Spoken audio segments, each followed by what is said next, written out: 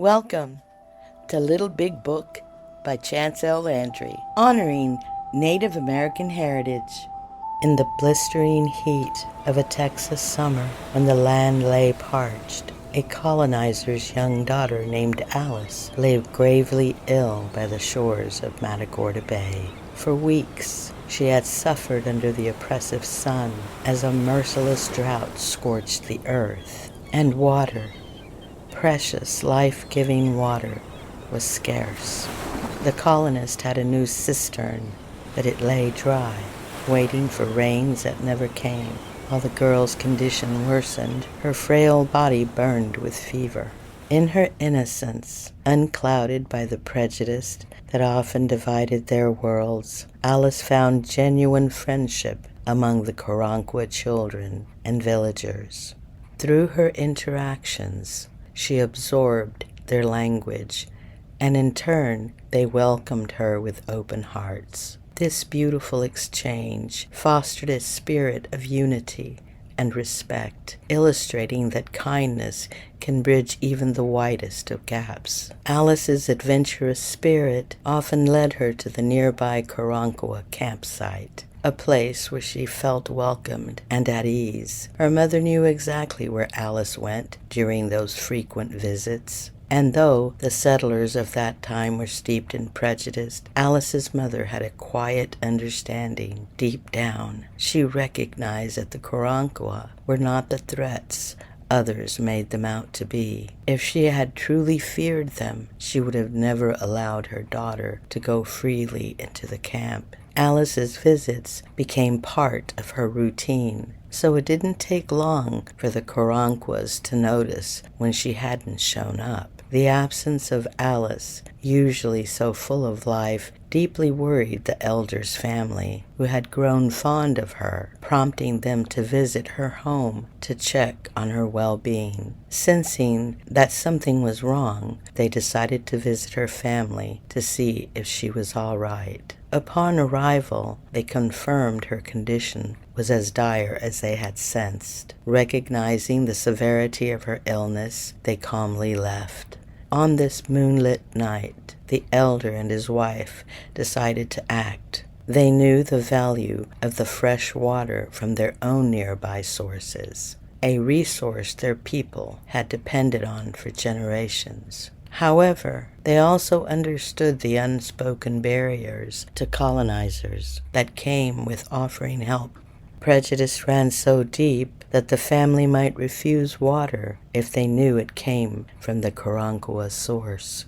Yet, despite any tensions with the colonists, the couple's thoughts remained on Alice, the ailing girl they had grown fond of. Knowing the family lacked suitable drinking water for her recovery, they set out under the cool glow of the moon. Whether the water came from their own source or elsewhere, the elder and his wife carried it to Alice's family, not for recognition, but from a place of deep care. It was midnight when the colonist family awoke to the unexpected sounds of footsteps and noises outside. Their hearts raced with fear, and the father and his hired men grabbed their rifles, ready to defend their home. But the moonlit night replaced their fears with astonishment. There, bathed in the soft glow of the moon, stood the elder and his wife and other members of the Karankawa tribe, their faces illuminated with compassion. The Karankawa had returned in the stillness of the night, carrying precious fresh water they had procured for the ailing Alice.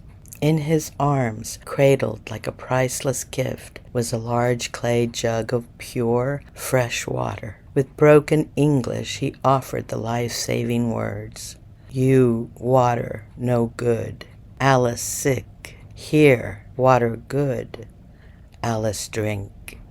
The colonists, deeply moved by this selfless act, realized that their daughter's life would be spared thanks to the kindness of these noble visitors. The father, with tears of gratitude in his eyes, and the entire family were profoundly touched. They felt an immense debt of gratitude for the Karankawa's life-saving gesture.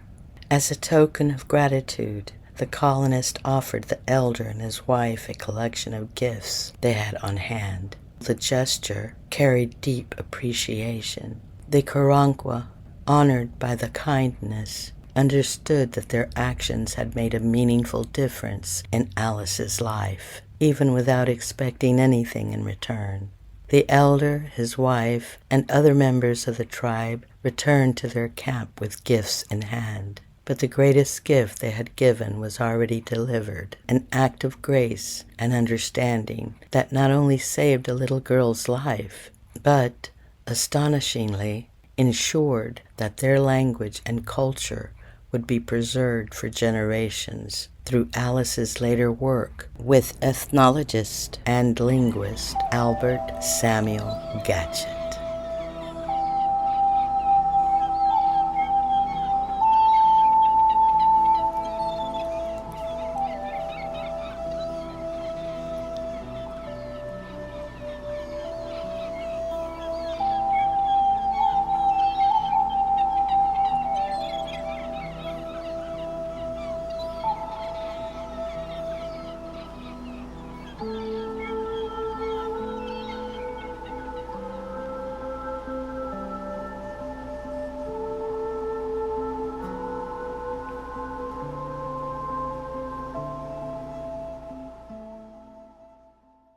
This has been a Blue Wolf production.